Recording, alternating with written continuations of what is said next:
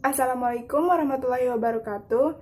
Perkenalkan, nama saya Putri Faras Najibah, nomor absen 25 dari kelas 12 MIPA 5. Di sini saya akan melakukan sebuah praktikum tentang elektrolisis air menggunakan larutan garam dan cuka. Langsung saja ke videonya.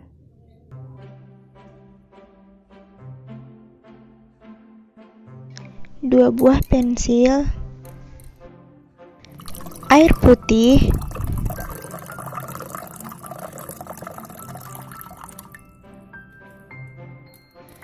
garam dapur,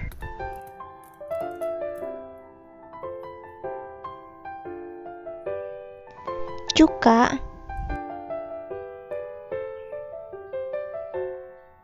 Batu baterai 9 volt,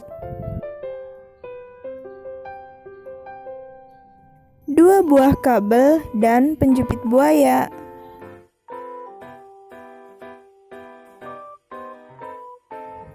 Masukkan garam ke dalam air putih. Kemudian aduk sampai garam tersebut larut.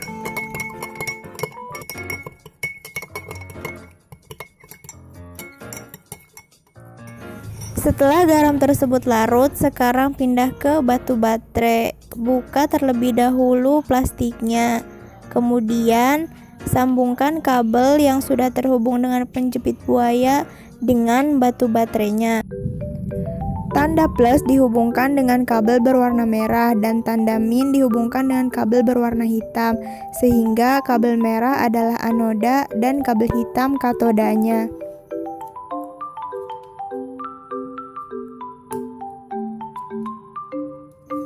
Setelah itu, pasang kardus yang telah dilubangi di atas gelas yang berisi larutan garam. Masukkan 2 buah pensil yang sudah diraut pada kedua ujungnya pada lubang tersebut.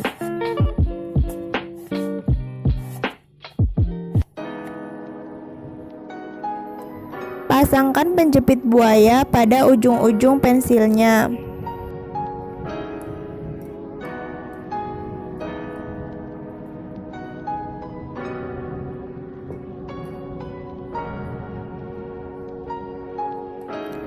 Dan terjadilah gelembung-gelembung.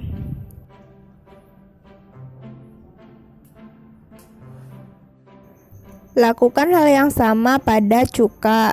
Pertama-tama, masukkan cukanya ke dalam gelas. Pasang kardusnya, lalu masukkan pensil dan jepit dengan penjepit buaya. Nah, karena pensil ini mengandung grafit, jadi kita bisa memanfaatkannya sebagai elektroda. Nah, kenapa bisa terjadi gelembung-gelembung pada ujung pensil? Karena terjadi reaksi elektrolisis, yaitu penguraian suatu elektrolit oleh arus listrik. Jadi, ketika arus listrik dialirkan melalui larutan elektrolit, maka energi listrik diubah menjadi energi kimia. Nah, kenapa gelembung yang dihasilkan pada larutan garam dan cuka berbeda?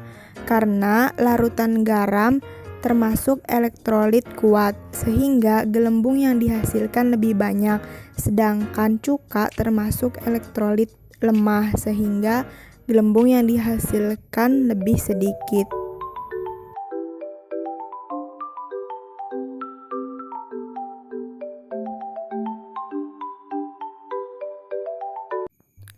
Nah, untuk penjelasannya yaitu misalkan larutan elektrolit yang digunakan adalah larutan garam.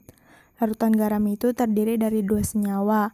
Yang pertama NaCl. NaCl itu terdiri dari Na+ dan Cl-. Sedangkan yang kedua adalah H2O. H2O itu terdiri dari H+ dan OH-. Kemudian yang terjadi pada elektrodanya yaitu seperti pada anoda itu adalah plus, maka dia akan menarik ion klorida yang min, sehingga ion Cl memberikan elektronnya pada anoda dan teroksidasi menjadi molekul klorin. Nah, untuk reaksinya yaitu 2Cl- menjadi Cl2 plus 2E. Nah, Cl ini teroksidasi dari Cl- menjadi Cl2. Dia akan menjadi gas klorin. Nah, apabila gas ini ditampung, maka akan menghasilkan gas klorin yang berwarna hijau. Sedangkan pada katoda, dia itu adalah min, maka dia akan menarik hidrogen yang plus, dan hidrogen ini akan menerima elektron dari katoda, lalu membentuk atom hidrogen, dan mengalami reduksi. Nah, reaksinya dari 2H+ menjadi H2 atau gas hidrogen sehingga menghasilkan gelembung-gelembung. Apabila ditampung dan dibakar, akan berbunyi pup. Nah, sisanya kan tinggal Na+ dan OH-. Ini akan menjadi natrium hidroksida atau NaOH, yaitu basa kuat. Jadi kesimpulannya, elektrolisis dari larutan garam ini akan menghasilkan hidrogen, klorin, dan natrium hidroksida. Nah, untuk reaksinya yaitu natrium klorida ditambah H2O akan menghasilkan natrium hidroksida, hidrogen, dan klorin. Nah, apabila setelah dielektrolisis kalian mencium larutan ini pasti akan bau seperti kaporit. Itu karena ada Cl, biasanya dipakai untuk kaporit di kolam renang. Nah, fungsi Cl ini untuk membunuh bakteri di kolam renang.